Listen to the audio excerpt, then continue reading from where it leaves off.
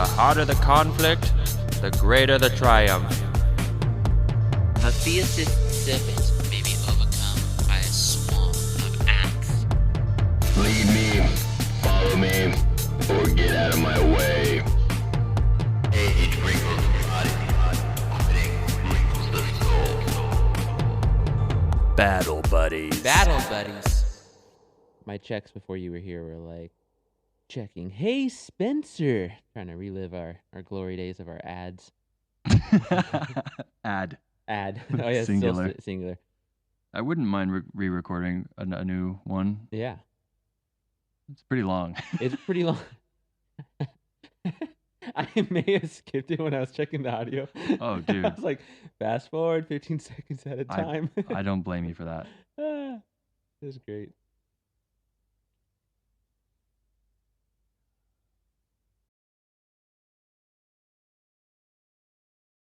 Well, Spencer, how you been? It's been a minute. Yeah. I've been truly lost without this experience. It's hard whenever I think of like a bit. I'm experiencing my life like, oh, this is a bit. Shit. Like I'm going to forget this bit. Why you gotta write them down, dude? I know. I haven't been on that. Dude, let's talk about how it's been like at least 5 months since we've recorded. Yes. Like what's been new in your life since we've last recorded? I started teaching gen ed. Just a whole different experience. Yeah. Teaching middle school English. And that turns out teaching is hard. It's difficult. And it took up all my time.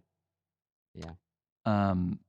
Teachers should get paid as much as like lawyers and doctors. That'd be great. And then the other day, I wanted to really depress myself. So I looked up how much money California spends on prisons versus how much we spend on schools. Yeah. And it's sad. Yeah. Not great. That's all I could say about that Yeah. without going on a long diatribe about my opinions about the system. And then I would, want to listen to System of a Down. We're trying to build a prison. Oh my God. I heard the System of a Down joke, and it's like every System of a Down song is just someone reading a Wikipedia article. It's so good. I love that band, dude. Yeah, they're great. But yeah, teaching is cool. There's interesting things that happen. Like I've been doing literature circles, which if you don't know, I have 7 different Holocaust books because we're learning about the Holocaust, and we have different groups form, and they pick their own groups, and it's really good. But this is my first year in this role, so I didn't have time to read all of the books ahead of time. And they say like don't judge a book by its cover. I don't say that because I absolutely do. Like I'm a sucker for a good title. And one of the Holocaust books that I got to choose from is called Upon the Head of the Goat. Like, this is the dopest title of any book. Like, this is my favorite title. That sounds like a metal album. Yeah, I'm like, and I read the first 20 pages. I was like, this is cool. Like, it's a kid. They can relate with this. Pretty slow and not very exciting book. Oh no! But the conversations I'm having with kids about it is lovely. It's so much fun because they're like, I feel bad saying this, Mr. Parker, but like, where are the Nazis? I thought there'd be more Nazis. It's not very exciting, and I know I shouldn't say that. Like, I get it. No Nazis in this one, huh? Man. Oh, it's so good. It's so honest. That's hilarious. Yeah. It's a real thing. You need conflict in the story. I feel bad. We could have come up with a better excuse as to why it's been so long since we've recorded. Like your garage flooded. That was a real thing. We could have just blamed it on that instead of the fact that we also do have lives outside of this. Sure. One day, that would be dope if this was just all we did. Yeah. We've made $6 so far. I checked. Yeah. Hopefully someday we can get some bigger ads. I was looking at how much it would cost to get an oversized check to donate $5 to our local veterans foundation. I was like, is that too in bad taste? Like, is that bad? Yeah. That'd be funny. It would. I think it is too in bad taste. Yeah. Ladies and gentlemen, welcome to Battle Buddies. Yeah, we're here. Today's an at ease episode as we ease back into it. There you go. Yeah, Kevin and I are just trying to find our footing. Wait, what have you been doing? Oh yeah, that's a good question. Well, I finished my bachelor's degree. Woo! I'm 33 years old. It only took me like 18 years, I think. You served in the military in between that. I did. You had some kids.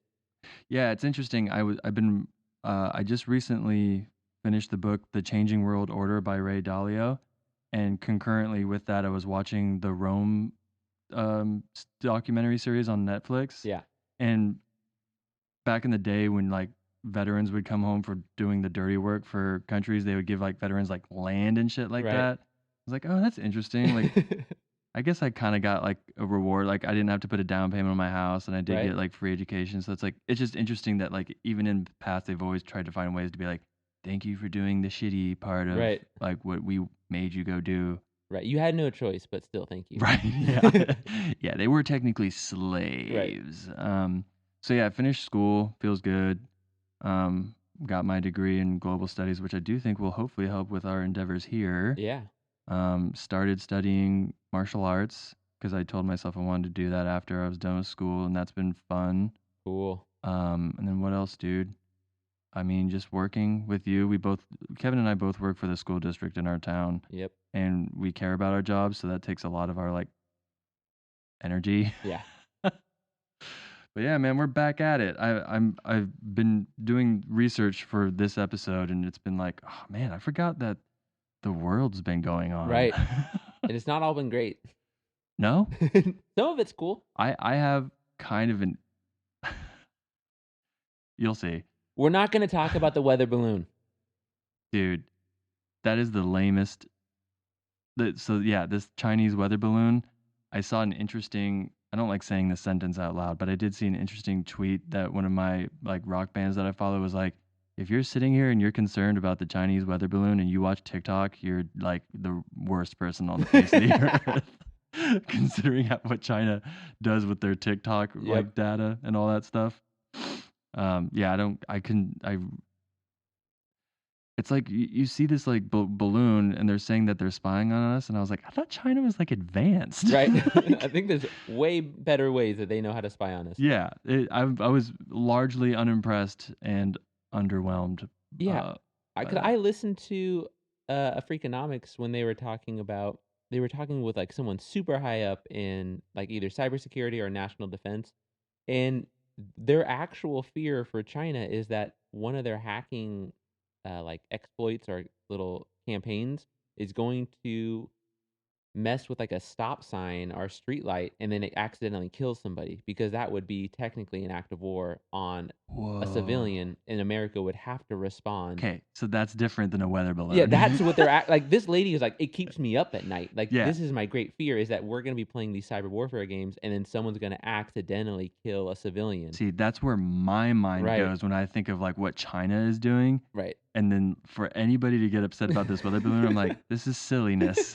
This is really just silly.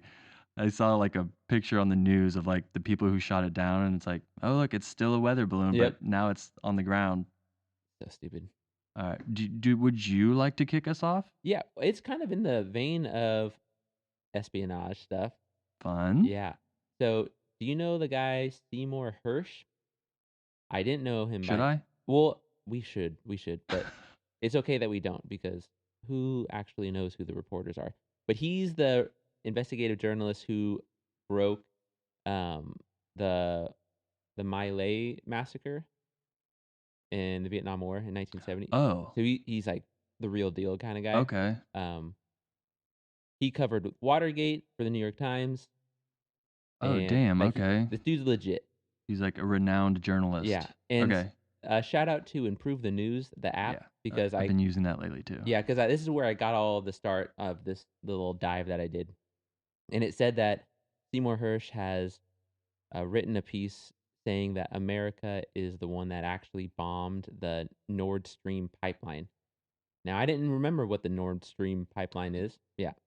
But that is the pipeline that Russia uses in the water off the Baltic Sea to get its natural gas that goes through Germany and then to Russia. Okay. So really big deal. And it was sabotaged right after Russia invaded the Ukraine. Oh, really? Yeah. And that's a big deal, because that was... Why have I not heard anything about this? I know, that's what I'm saying. I'm like, it gets so weird, this story. Okay, full disclaimer. No, not even going to do a disclaimer. I'm going to read you what the White House said about it first, about this whole thing, because it's going to sound kind of conspiracy theory, and it might be a conspiracy theory. But the White House said this is what you're reading. Like this is so the reason why it might be conspiracy theory is that the White House spokesperson said this is false and complete fiction.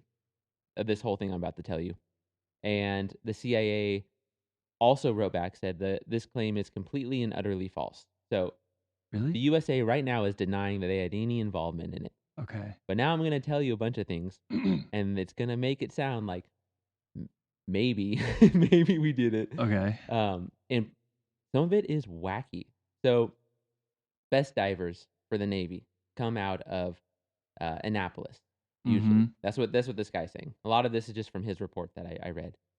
And there's a secret, kind of secret. It's like a known secret in Panama City. They also train divers. That is important because those are what they call black shoe divers, which means that they don't get the cool jobs like working for SEAL Team 6, like doing all that kind of stuff. They do the stuff that people don't really want to do, like messing with mines and stuff Oh, underwater. okay. So the non-glamorous jobs that you don't get a movie made after But you. still like highly classified shit? Yeah, stuff that. Okay. And there's just, I don't even know where to start with this fucking story. It's crazy. But Oh, I mean, I'm Yes. hooked in. okay. How should I do it? Maybe I'll cover it like how he does it. So he says straight off the bat that last June, so 2022 in June, NATO had a huge military exercise. This is going to sound like the fucking movie to a plot. And it might be totally false, but I don't think so because it's crazy. And so NATO had this huge military exercise. They do it every, whatever. I don't know if it's annual or not. And it was called Ball Tops 22, which is a great title. And he says that during this event, this huge organized naval thing, that the U.S. Military also secretly sent divers down and set C4 explosives to be remotely detonated at a later time. And then a few days later or months later, they sent a buoy down off of a plane and sent a sonar signal and exploded the pipeline. So it's like a freaking Where initially does this story like originate? Like who broke the guy that you were talking about? yeah, Seymour Hersh broke it. So this is Really? his article that I'm reading. It's a long ass report, but he can't name his source, and so because of that, Mm. it is whatever. But this guy is, when you do any amount of digging on him, it's like he doesn't seem like the guy who just makes shit up.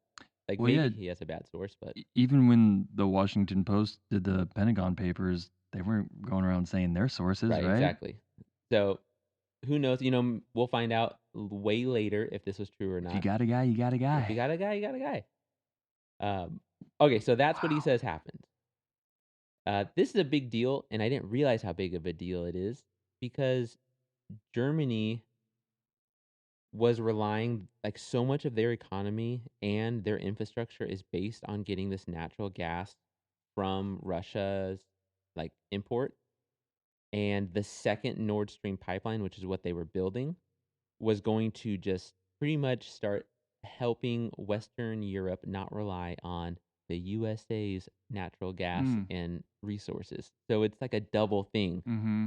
The USA, Hirsch is positing that the USA was concerned that Western Europe wasn't going to need us as much, and that when push came to shove with Ukraine, countries like Germany were going to be too conflicted to support the Ukraine when it mattered.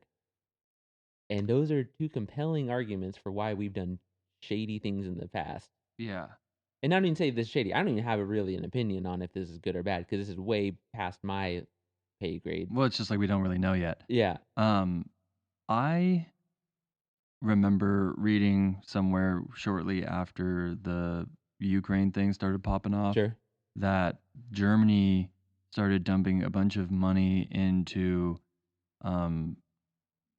looking into renewable resources because they didn't want to have to rely on other countries for like oil and gas and things like that. Because the pipeline was blown up. Yeah, not the exact. Well, now I get it. Yeah, me too. This is exactly the narrative Yeah. that was fished to us or So- pushed to us was not that it's because it's gone. Yeah.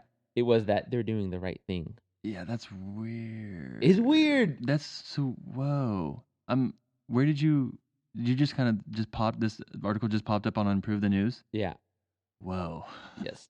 Well, not even the article. It was like just these are the bullet points, and then I had to go search up the actual article, like his actual article, to figure it out. What sort news source dropped it? I don't know. It's on SeymourHersh.com. Oh, okay. Yeah. Wow, It's that's weird. wild, dude. That's wild. I knew nothing of this. Yeah. Me either. It's crazy. Let's see some more crazy things that can happen. When looking at how they planned it, this could either be Biden fumbling a little bit or Biden playing like 7D chess. Like, and I don't know which one it is, and that makes me kind of like the guy a little bit for it. Like, either way, he's got everyone scratching their heads, and so that's kind of cool. Yeah. So, if this, when the story is that Hirsch is putting out that the CIA and they got the go ahead and they're planning out this operation. They want to bomb the pipeline before Russia can invade Ukraine. And Biden comes out at some point and says, well, if Russia invades the Ukraine, the Nord Stream pipeline will not be there. Mm. And that's like a big no-no when you're doing a covert thing to say something like that. And Hirsch says, yes, that was probably bad. But also, now that he has explained that it is a possibility, he doesn't have to go through what they call like, it was like the Hateful Eight or something. There is a committee that you have to go through in Washington, D.C. for covert Oh, really? actions. And because it's like he did some kind of fumbling legality that kind of worked for him, now he can just have this Navy divers out of Panama. He can have them operate under a military jurisdiction that's not a covert jurisdiction, and he doesn't have to tell anybody, so they don't have to worry about leaks because they're terrified about leaks. They don't want this leaking to anybody. Yeah, it's a big deal. Yeah. And so it's like, did Biden do that on purpose so that he could then? That's a good question. Yeah, dude. kind of crazy. Or did he just mess up and it end up working? Both. The end result is That's fun. That's really fun. Did you watch any of his State of the Union the other day? no. I should have. I watched highlights while I was eating lunch today. While I was kind of digging around with some news. Really interesting. Was it? Well, yeah, just the way he was kind of talking about certain things, and apparently, what's the social media that Trump is on? Truth something? Is it called Truth? I have not followed that. Me neither. Yeah. But apparently, Trump was praising the way that Biden was speaking. Oh, cool. Rant super crazy, and yeah, I don't know. It was one of those things where I didn't know how Did I Trump felt. have like a moment of empathy? Like it's fucking hard up there. Well, it is. It And is, that was like- the thing was like Biden was saying certain things and all the Republicans were like, boo. And he's Yeah. like, bro, he's like, come to my office and talk to me about it, bro. Like, Yeah. I'll show you the memos. And just the way he was handling stuff, I was like, I don't know if he's as dumb as I thought he was. Right. Like the whole, because all I see through my YouTube feed is him stumbling over his Yes. words and just kind of being a dum-dum, which is obviously what the media is going to push for me to watch Right. mostly. But then I watched some of the State of the Union and I was like, I don't know. I don't know if I think he's completely stupid. I have such a hard time with State of the Unions because, and maybe it's like the nationalist in me. Like I'm not For very sure. nationalistic, Mhm. but when we're giving like a global, hey, how are we doing? I do expect everyone to be like, yeah, we're doing great. Like, when it's the top people, I don't want the booing on either side. Like, even when Trump was doing, I want all the Democrats being up. We're doing great. Like no one fuck with us. Like we're doing awesome. Yeah, fair Everything's point. awesome here. Fair point. Yeah, like it's not the time for that. That's behind closed doors to work through it. Like, dude, especially when you and I work a lot with like middle schoolers, and then I turn on people who are leading this country. I'm like, you guys sound like middle schoolers. yeah, seriously. You know what I mean? Or like, you can't do that in here, and they're like, Yeah. Are you sure? Oh man. Okay, well that's a doozy. I'm gonna have to like read more about that when I'm, taking my morning crap. Yeah, it's wild. That is wild. That's your topic number 1. Yeah, there's a bunch more, but I don't even know how to get into it. Norway's a part of it because we use them. So there's also stuff with Norway that I didn't realize. Okay, wait. How much this provides You said natural gas Natural gas, yeah. to like how many countries? You said all of Western Europe? Well, okay, so they had one pipe, right? And that was it was like two big pipes put together. And that was funneling through Germany and into Russia. And it was, when they were breaking down the numbers, it's a huge part of everybody's power and everybody's like infrastructure because of all the companies it goes through. And it's super cheap for places like Germany because it has to go through them. They were putting in the second one, and America's been like, they were really pissed about it. Like, they don't want a second one in there because it was just going to give them so much more that They weren't going to have to export any and get any money from the United States? Right. Okay. And that was going to really create an independence for, like, even, I think he quotes like France, like that a lot of European countries were kind of positioning for, maybe we don't need them as much as we thought, without saying that, right? Kind of doing a political dance through it. Well, it could be a deal where maybe they were like, "Hey, you buy this from us, and then we'll buy this from you." I Yeah. don't know. That's really interesting. And so Germany is staying kind of quiet about all this. Well, they're staying quiet right now. course they Norway embassy did not respond to this because they were implicit in this, according to Hirsch. Mm. And the wackiest part, when it happened, America and the White House, they kind of put the blame on Russia. Well, that's a good move. They say Russia That's a good sabotaged move. their own natural gas pipeline. See, but that sounds realistic to me. It's the weirdest. I was like, what? But I could see how like the public would be Yeah. like, "Yeah, okay." Yeah.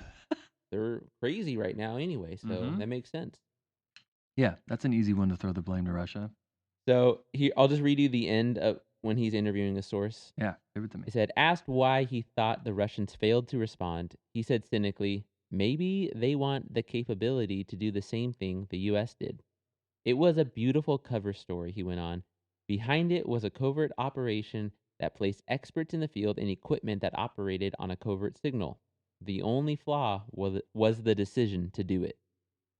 Pretty badass line. That is good. That is a good line. Interesting. Yeah. The Nordstrom? Nord Stream. Nordstream. Nordstrom's a store. Nordstrom Rack, not Nordstrom Rack. Okay. Nordstream. Fascinating stuff. Okay. Dude, truth be told, that's the first time that we've really kind of gotten into, poked a little bit around the whole Russia-Ukraine thing. Yes. And that's We're still off in the ocean. That's abstract. Yeah. Yeah, in comparison to all the other stuff that's being published about that. Okay. All right, we're getting our feet wet. Would you like to go over to my part of the world? Yeah, I really want to hear what you got.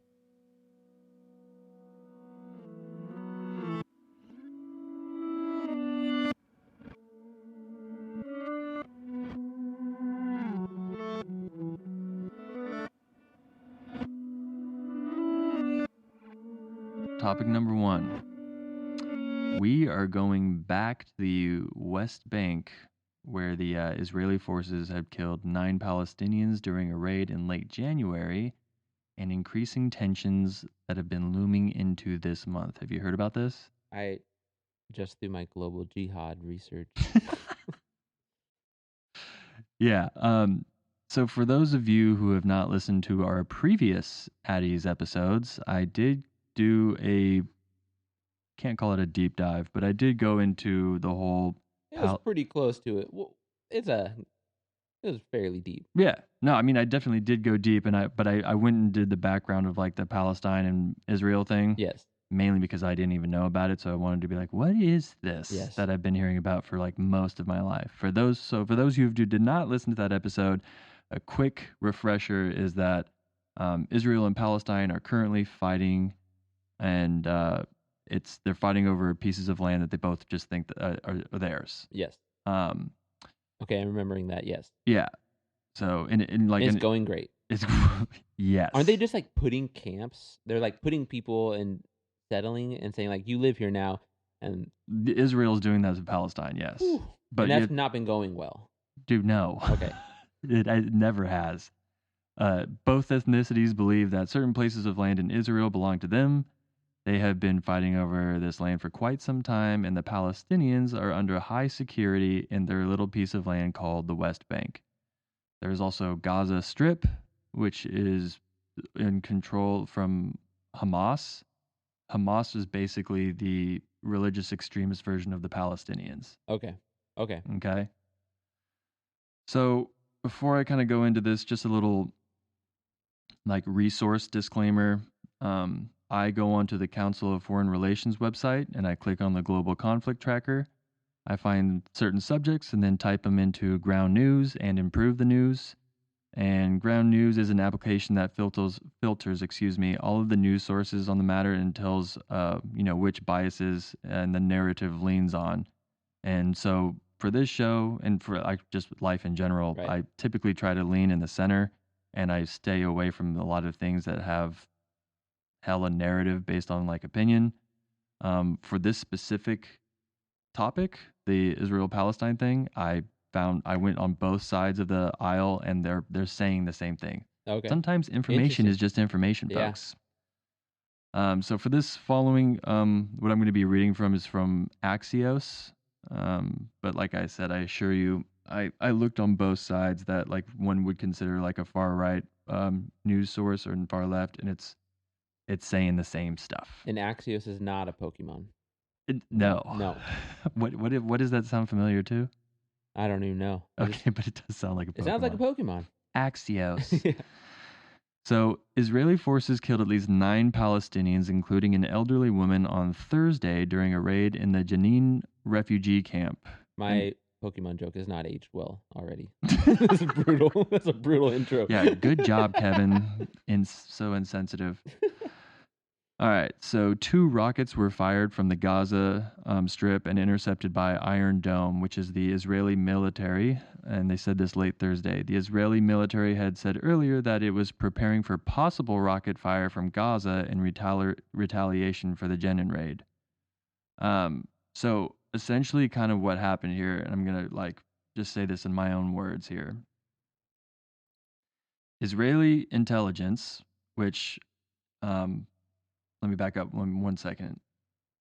I didn't know this, but apparently the Israel government currently is the like extremely far right, and it's like the most far right that it's ever been. Interesting. Which I didn't know that. Yeah, I didn't know so that. it's like pretty extreme to the right.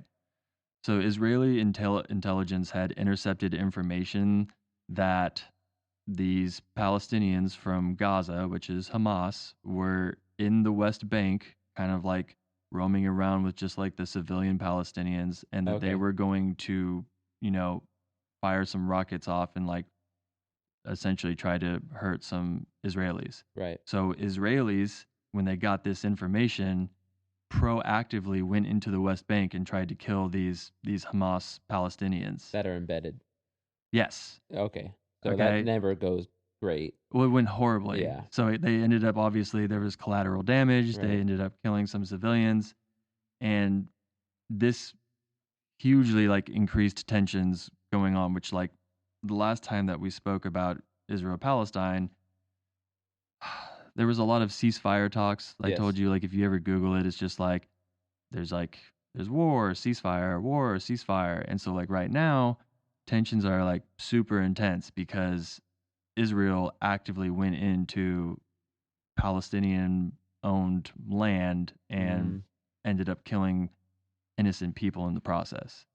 So the Palestinians are pissed. Yeah. It's hard to read, especially from for me. I know a lot of people have a lot of emotions and feelings behind this, but like to just look at this as from a third party perspective and kind of getting new into this, it feels like the Palestinians are getting fucked with pretty hardcore by Israel. So thinking big picture, Israeli forces have killed at least 28 Palestinians since the beginning of January this year. Jeez. The Israeli military intensified its operations in some of the West Bank cities last year following several attacks inside Israel.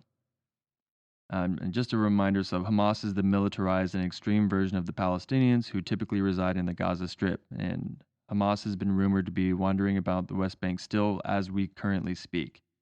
And that's kind of what's crazy about this whole situation is that there is violence happening every day in Israel and between the Palestinians and Israel. And I don't know if it's because the United States has this like pro-Israel narrative that we just don't really talk about it. Right. Um, but it's very real. Yeah. And it's definitely very real for the people that live there. I bet. And it's just kind of odd that we don't. It's hard for me to understand like why we're truly just not informed about it. Right. Like it's not news on the daily of like, oh, Israel has killed some more Palestinians today. It's Yeah. like, yeah, that's war, dude. Yeah. Like, is that not like right? It's weird. I wonder why that is. I wonder if it's that we don't have a huge stake in it. Like we don't care enough. Like if there's no oil right there, so See, but that's the thing is like I think that we have such a deep tie to Israel, right, and Israel's kind of doing shady shit right. that we have to be like, it's Yeah, okay. don't report on this Right. right away.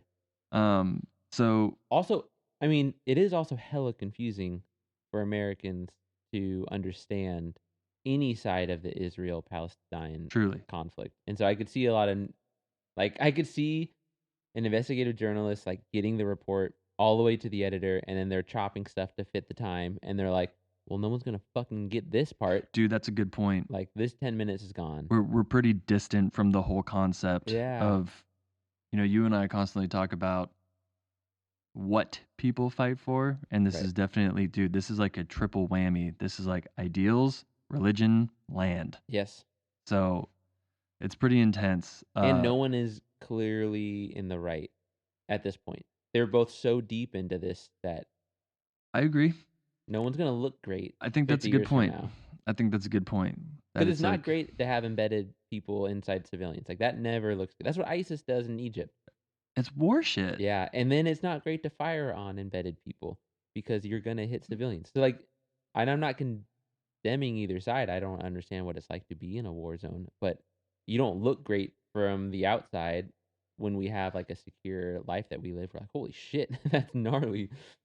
And that's what I think is the issue here is that, like what you were just saying, this is a subject that is sort of just kind of consistently simmering. Yes. And like no really huge thing has like popped off to the point where people are like, oh, holy crap, did you hear that like Gaza got blown up by like some Right. Israeli straight up like just dropping bombs? So it does seem to me like we're in the beginning of something kind of relatively big here. Apparently, dude, Israelis were supposed to go like just straight up start demolishing buildings in East Jerusalem where a bunch of Palestinians were living. Whoa. But do you know who Antony Blinken is? Yeah. Oh, do you? Very recently because of the weather balloon fiasco. Okay. Han and I both were like, Blinken. Did they mess up saying Biden? And so like, we looked it up. We're like, no, he's a big deal. We should have probably known who that guy is. Totally, totally. And I am a victim of this as well. I didn't know who he was until I watched that. There was a documentary on HBO called Year One, and it's all about the first year of the Biden administration into the White House. It's interesting. Yeah. I guess. I'm not saying I recommend it, but it's interesting. So Antony Blinken, like right after all this attack stuff happened, he was already scheduled to go over there. So he shows up. And for those of you who don't know, he's the Secretary of State for the United States. And the whole time he was basically like, yeah, you guys should probably chill with the whole killing and like demolishing Palestinian buildings. And like truly like the best way that I can explain this is like, so Antony Blinken shows up and he's like, hey, we're obviously huge allies, Right. but you are technically committing war crimes. So maybe nah? Right. And what it feels like to me, like reading all this information, is if you have like children, like 4-year-olds, Yep. playing with a toy, and you come in, it's like, hey, and they're like arguing over the toy. Like, all right, guys, stop arguing over the toy. And like, okay. And then you leave the room and they Right. start arguing over the toy again. That's what this seems like. Yeah, I can see that. And I don't know, man. Part of me just feels like there's some weird libertarian Spencer deep down in my soul, and I'm like, why are we even in Israel? Like, why?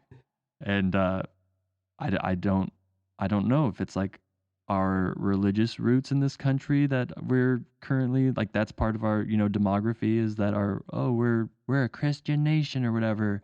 I'm not saying I am. I'm not saying you are, but that is technically kind of a little narrative that we have.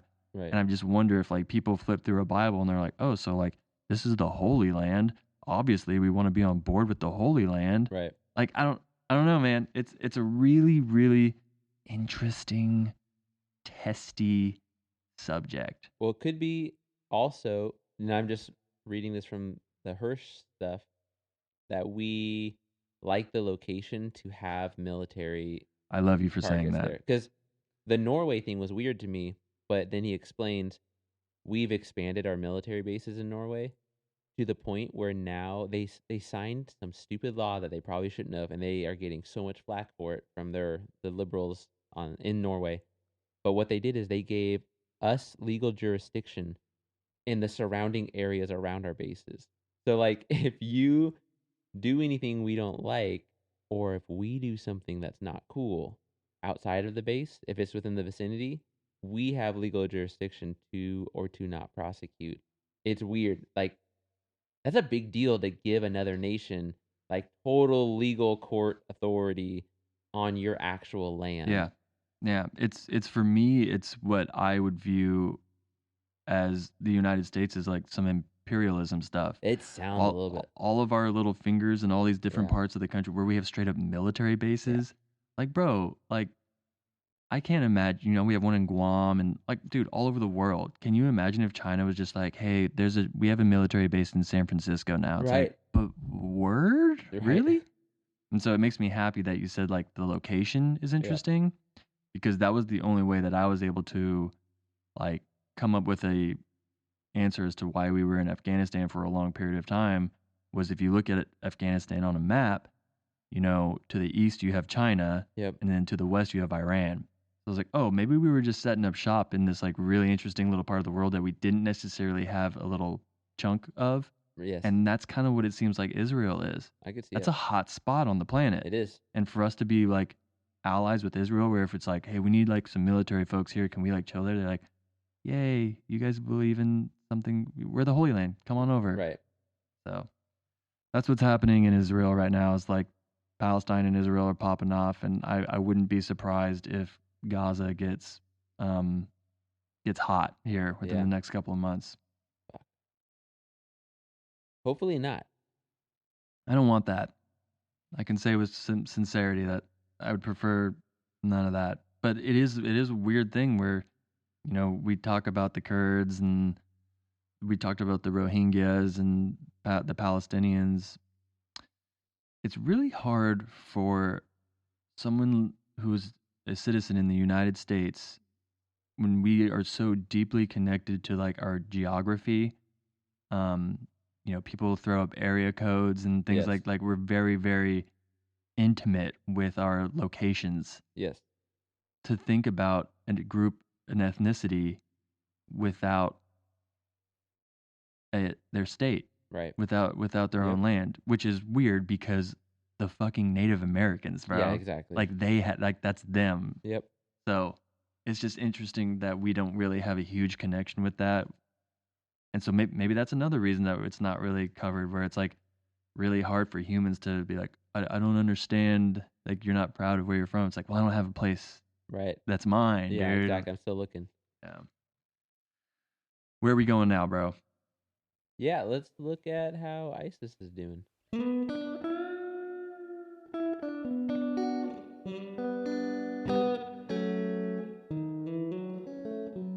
Hopefully not well. But actually, yeah, it's a bad time to be ISIS, which is cool. What part of the world? Well, Just in general? just in general, Interesting. ISIS activity is like super low. And I was looking at some of the data because they have these maps or these little graphs of how it's trending and how many ISIS attacks happen by week. Which is interesting because they get the data from ISIS because ISIS is always publishing their data, which is wacky. But there have been just a steady drop, which is cool. Like over the past several months. I wonder, does that have anything to do with the season? I was wondering the same thing if it's just a season. Um, it could be. Yeah, I But there's think also like Nigeria has been stepping up their counterterrorism, interesting. and they killed a senior Boko Haram operative, which is cool. Let's go. Yeah, and that's awesome because we've covered quite a few times when Nigeria's been in some fucking heavy fights, and I'm it's calling that a W, dude. yeah, it's nice to see them get a little victory. But there's still a lot of stuff going on. Uh, a couple of things I want to touch on. United States has convicted some ISIS operatives. I was like, oh, I didn't fucking hear any of that. What the fuck? Convicted. Yeah. Like, so February 1st, an Ohio court sentenced a 23-year-old that was born in Iraq and an American citizen to 10 years in prison because he pled guilty in November 2021 for trying to provide material assistance to ISIS. Whoa. Yeah, in Afghanistan. Justice? Is that justice? Right? I was like, man, so FBI got him and he bought a plane ticket and they caught him. No So way. that's a victory. We stopped something. Yeah, that's huge. You never hear about them stopping it, right? No. Like so That's that's a good cool. point. And then February 2nd, a court in Manhattan sentenced a 21-year-old from the Bronx to 11 years in prison and his wife to 9 years in prison after they pled guilty last year to charges providing material aid to ISIS. And they try to get to the Middle East as well. Dude, these are the type of people that should be in prison. Yeah. Like when I think of prisoners, it's like, hey man, what are you in here for? I was involved in terrorism. It's like, oh, Yeah. okay, yeah, that Yeah, tracks. I tried to provide material like assistance and tried to get over there to just be a part of it. Like, fuck you. Yeah, dude. You can't even, because I have empathy and sympathy for people that are being born and raised in an environment like when Spencer made me watch that fucking documentary, Escape from Kabul, Oh, dude. which is brutal. And the whole time watching, I'm like, this kid's now an extremist. Like, or You've if, watched that multiple times. it's just hard not to. Yeah, like when I watch it, like, how could he not turn into an extremist, or how could I hate this kid for turning into an extremist when I'm watching this shit show happen and it's everybody's fault. And so if somebody was like, "Hey, don't you think this is everybody's fault and they should pay for this?" Like, fuck yeah. Yeah. Like, seriously. Yeah, listeners, if you have HBO or access to HBO and you have not watched Escape from Kabul, it's kind of a must.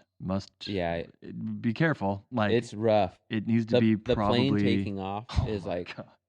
Hannah and I like screamed. Oh, dude, it's intense. Yeah. But it is something that I think a lot of Americans, especially just when you look at the whole pulling out at face value, you're like, we fucked it up. It's like, hey man, there was a lot accomplished though.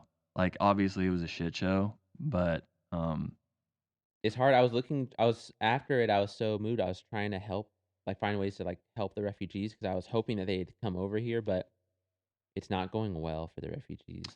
I did yesterday. I was right before doing jujitsu. They have a TV in there that has the news on, and I Sure. did see something about them, Congress or the Senate or something passing like a Afghan Refugee Act. Oh, cool, thing, cool. That bill. must be very new. Yeah, I mean, I need to look more into that. That's good because they're kind of stuck in Dubai and like, Dude, no, we should 100% be helping them. yeah, it's rough in there right now Yeah. for them. Like they're not wanted in Dubai. If if you don't want our like military to have died in vain, 100% help the innocent people that Yeah. were trying to get out of Afghanistan. Yep. Like that makes it like that makes the ending to that story somewhat better. Yep. Makes it won't happen again. Yeah. Okay, and then I'll just at the end of the report for Spotlight on Global Jihad. This is so wacky. It's there's this thing in my classroom because we're studying the Holocaust, and I try to I really let kids ask any questions they want at on anything that I teach Mm-hmm. because I honestly, if someone's asking a question with sincerity, even if it's like a dumb question, like maybe there's something there that we can pick at, and some questions that come up of like why the Holocaust when kids that study history are like, Mr. Barker, there's there's other genocides too. And I'm like, yeah, this is the issue I deal with every year. And I ask myself, like, why the Holocaust? And then sometimes kids answer it in a way that I couldn't because I try to not get too like political. But someone's like, yeah, but like, what about all that shit Kanye was saying? I'm like, yeah, that's a Dude, good totally. that's a good reason. Yep. Well, in the Battle for Hearts and Minds, the published editorial was titled "Kill the Jew," and so it was just about how it was just complete anti-Semitism the whole way about how they are the immortal, or it's the eternal conflict, and how all Jews are evil. So This is like this, sorry, this is ISIS's weekly letter that they send out. and they're just shitting It's on just Jewish it's people just right called now. "Kill the Jews." It's specifically targeting the Israeli Palestine. So from what I understand, this piece of propaganda is so that anybody who is Muslim or is almost radicalized reading this will see the conflict as a religious fight, not a national fight. And then maybe they will be moved to become radicalized to then engage in the fight by committing acts of terror, which is hopefully not successful. But I think that's their strategy because they're going for the heart and the mind, right? Like that's how it would work. Pretty rough. I'm excited for us to get into it at some point because we will, but I'm so eager to learn about all the different parts of Israel that these two different religions view certain landmarks as different things, and you know what I mean? Yes. Like, Yes, absolutely. because there's clearly like There's stuff we're missing. there's a reason they don't like Jewish Yeah, people. right. There's that, so much that stuff we're I'm missing. obviously not privy to. Yes. And I would like to get to the bottom of that so I can understand. Okay, but let's go to a funnier thing because that's a real thing. We'll do that. God damn it. They're opening ISIS is opening an editing course on propaganda material. Really? Yeah. This is a real thing. Please give me more. So ISIS affiliated, it's translated to Pioneer Supporters. It's their media foundation, and it published an announcement that is opening a digital editing course for ISIS's propaganda material, including video, audio, and photo editing, adapted for cell phones. Are you serious? Yeah. Dude, this is the world that we're in, folks. This is crazy. Islamic flyers for it. Islamic extremism is so popular and mainstream that you can learn how to edit propaganda properly. It's like taking a master's course. Like this is so. It's a master class. You just see this Islamic terrorist like, welcome. Like, my God. He has like the yellow beanie or like the red beanie. He's like, I teach soul, jazz, guitar. Like, well, this is the perfect segue. Yeah. Is that it for you? That's all I have for that. Okay, we have a perfect segue. All right, but before we segue into our next topic, it would be best if we start with Kevin. Do you have like a really childish and immature joke that you can kick us off with before I get into this next topic? Sure. My go-to is always, why did the skeleton not go to the prom? He had no body to go with. Oh, that's good. That's good. I almost wish you had some more maybe more poopy jokes. Oh, no, none. You're too mature for that. I do. It's just that my fucking teenagers in my classrooms, they don't have funny jokes. They just say like poop or like there's no joke, and I'm like, that's not a joke. Or like I'm trying to teach them how to like they can kind of read each other, right? But they can't throw shade yet, and so nothing's funny to me. Like you're just insulting. Like you don't have any hair because one kid doesn't have a lot of hair. Like that's not a joke. That's what jokes have become to these kids. They just explain what they see. Yeah, I'm like that's just basic reading, and Yes. like that's not throw shade. Throwing shade is what you should be doing by middle school. Like what are you doing here? People will constantly tell me like, you're wearing Crocs. And I'm like, yes. Correct, I guess. Meanwhile, back in Afghanistan, Yes. I'm going to literally just read this headline just verbatim so that you can feel what I felt when I read it. Okay. All right. Taliban fighters who moved to Kabul are bored and fed up with traffic. Yes. That's a legit headline, folks. That's my favorite. The switch from war to the bureaucracy of life in Afghanistan's capital makes members miss the jihad life. Dude, this is what we were saying. Give everybody a mortgage. There's no fucking war. Taliban fighters are struggling with high rent and traffic in Kabul, according to a new study by the Afghanistan Analyst Network. They interviewed Taliban fighters, bro, and this shit is hilarious. This is so good. The study also found former fighters were struggling with addiction to the internet, specifically Twitter. Speaking to the AAN, Omar Mansour, who is 32 years old, so that's all right, a Yep. Taliban commander, 32 years old. Nope. Just think about that so, like, just to put things into perspective, when we invaded Afghanistan, Omar was 11 years old. Damn. And now he's a Taliban commander. But he said, we had a great degree of freedom about where to go, where to stay, and whether to participate in the war. This is him talking about like what life was like before bureaucracy. Just like we could just go wherever we wanted and fight. And now we have to fucking. One of the interviews says like, "Oh man, I gotta be at work at like 8 a.m. and then I get off at 4 p.m. and if I don't show up, I don't get paid." So it's hilarious. So another Taliban fighter talks about how he couldn't move his family to Kabul because rent was so high. Damn. Here's the crazy thing about this. It's silly, yes, ha ha ha. The Taliban doesn't want to move to Kabul because of the rent is so high, but that's what's just showing you like these are politicians now. Yep. These are people that are running the country. Yep. And they're like they have to deal with real things like rent and things like that. They're complaining about their office jobs, but they love the fact that their office jobs have internet. They're bored out of their minds because of the lack of like work that they have to do, which, you know, is pretty ironic because right now there is a huge humanitarian crisis going on in Afghanistan. Yes, there is. Specifically, this was one of the coldest winters in Afghanistan history. And so the agriculture is completely wiped out. Damn. They're not really producing any food. People are dying of hypothermia in the hundreds day by day. And so recently, like in order to try to help with this huge humanitarian effort from this cold winter, the United Nations has been trying to send aid to the Taliban to help give to their country. Complicated. And so when these humanitarian aid show up, the Taliban has said, we don't want to accept any help from women. So they've told a lot of people to fuck off and that the only men are allowed to bring them. God damn it. Okay, so here's what's interesting about this. The United Nations obviously cares about humanitarian effort. Right.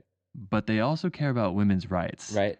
So we're in a really interesting moral quandary because we want to go and help all these people in Afghanistan, but we also don't want to help the Taliban who are not letting women be human beings. Right. When women they want to have the rights in Kabul. A lot of that documentary that we watched was women wanting the rights. Right. It'd be different if the women were like, we're actually like super chill, like we like being in the homestead kind of stuff, but that's not what the impression we're getting. Yeah.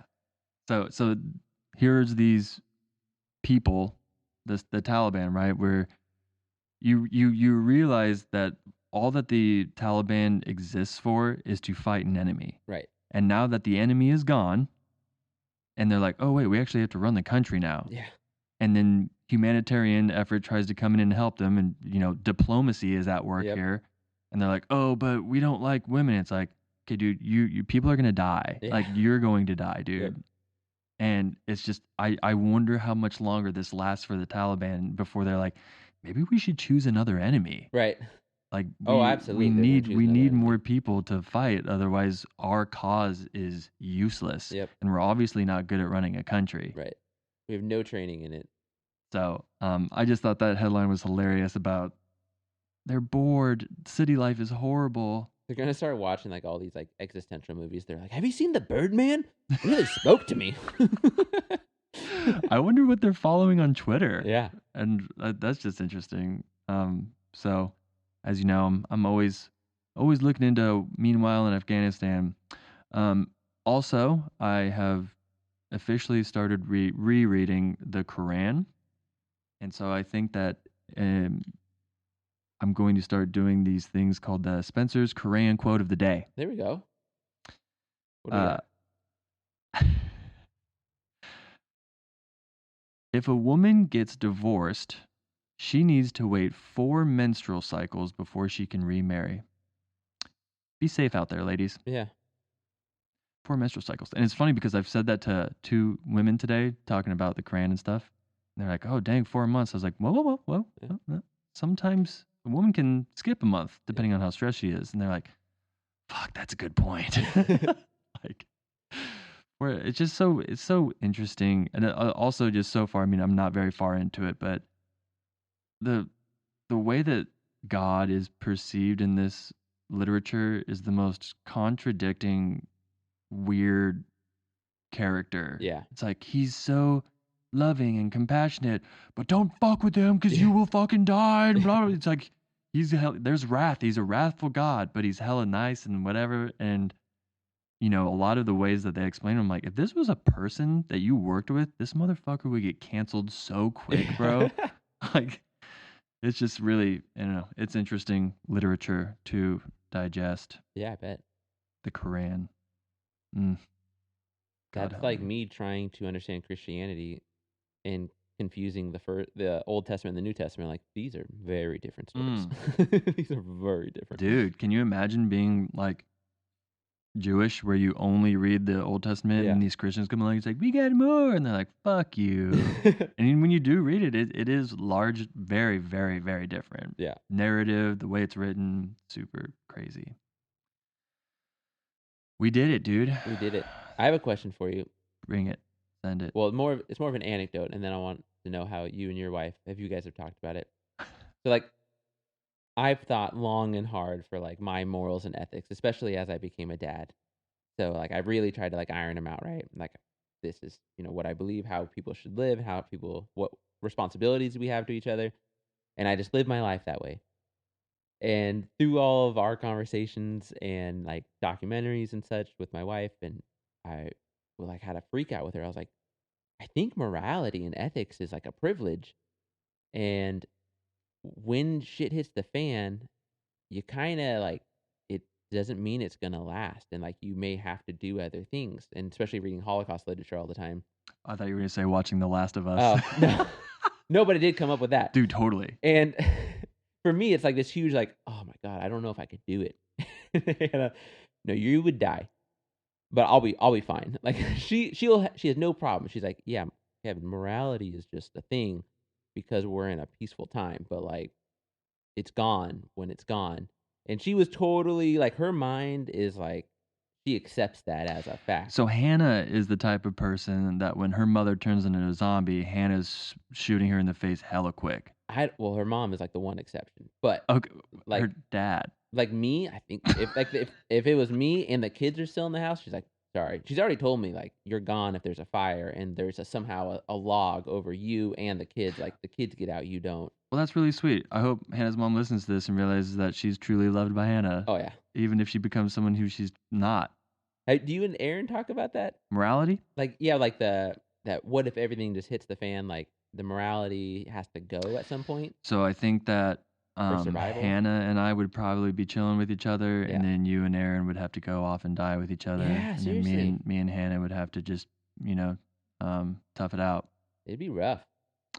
Yeah, no, I don't know, man. The rules change, dude. The rules change. But you're saying your perspective would not. Well, it'd be hard. Like I'm realizing that I'd have to accept survival and what that really means, like nitty gritty. But that's a hard pill for me to swallow because like I really believe in like being just kind of nice to each other. For sure. But that's like you said, that's kind of a privilege. That's Yeah. an interesting way to put it. I've not really necessarily viewed it that way. I mean, it is interesting watching The Last of Us. Yeah. And when, when Pedro Pascal's character, when they're driving in the truck and they see people that they don't know and they could possibly be infected, he's like, nah, fuck these people, dude. Right. Is it like no, like They do a good job with it. They like, really do. you help who you can. One of my favorite shots to kind of put into perspective exactly what you're talking about is when he's holding his daughter. Well, he's about to take down one of the guards inside the quarantine zone. Yep. And it flashes back to when he's holding his daughter. He's like, "Hey, bro, we're not infected." And the dude Yeah. shoots his daughter. And so he was like, "Well, fuck it, dude. Like, we're not living by rules anymore Right. and like doing the right thing. So fuck it." Another privilege. This is actually my parents say this, and I've never heard other people say it, but I really love it. Like whenever my parents are like making dinner or something, and we're over, and one of them complains about like being old, like whatever normal things that happen as you get older, that your body is not what it was when you were For 20. sure. The other one will say like, growing old is a privilege denied to many, and I was like, what a metal ass thing to say to another that's human. But it like super they true. both love it because I hear them say it, and I hear the other one go like, "Yep, you're right." And I've been thinking about that a lot. It is a privilege just to get old and have your body fail slowly. Like, Yeah. And you can tell by the way that human beings kind of react to just situations for those who are older are like, I don't have time to worry about just petty shit anymore, Right. dude. I'm like hella grateful for where I've like come and Yeah, all the exactly. things that have accumulated over time. Yeah, that's why I love talking to old people. Yeah, Like I love it. this is the best. Yeah. Well, that's a pretty meta question, Kevin. Whoa. Well, ladies and gentlemen, thank you for joining us again. Kevin and I were on a hiatus, and now we're back. Now we're back. And I believe we're going to try to make this as regular as we possibly can. Just like my bowel movement. I care about your regularity. Yes, just like our bowel movements. For those who drink coffee, you know what I'm talking about. There's no time to poop when you teach. Dude. There's no time in your day to poop. Dude, people don't think about that. It's or rough. pee. Oh, and like if a kid has the same class twice and you're like, I have to potty, you have to leave. Like it's not great. Yeah. I have 4 minutes now because you didn't pack up your Chromebook fast enough. I went in to go talk to the librarian at your school today. Yeah. And she was talking to me and she was like, yeah, your wife texted me in fourth period that she was going to shit her pants. So I had to go wash the class. And I said, that sounds like my wife. Yeah, that sounds like her. So yeah, man, we'll be back next week with something. Yep. There's going to be another episode, the final installment of the Yadrong Valley. And then after that, Kevin and I are, I don't think we know where we're going to go next. We don't know exactly yet. But I'm excited. Yeah, I'm ready. And the journey is upon us. Feeling good. And thank you for listening to us. Bonsai. Bonsai.